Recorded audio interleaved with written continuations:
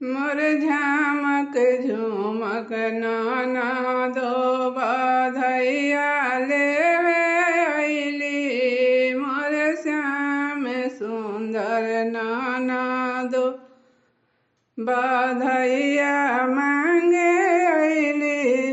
अपना के भाभी सिकड़ी मांगिला। अपना के भाभी सिकड़ी मांगिला।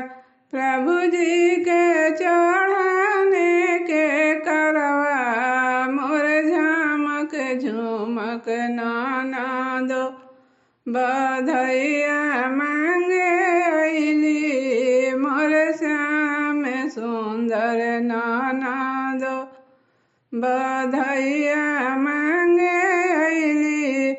जेकरा ये ननद अति नाना होई हो। जेकरा ये ननद अति नाना होई हो। से कैसे बेटा बियई है। मोर झामक झुमक नाना दो बधैया मांगे अइली। मोर श्याम सुंदर नाना दो बधैया मांगे अइली। जेकरा ये भाभी अति नाना होई हो।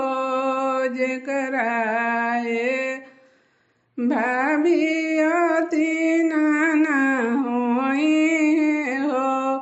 से जाके नैहर में बियई है। मोर झामक झुमक नाना दो बधैया मांगे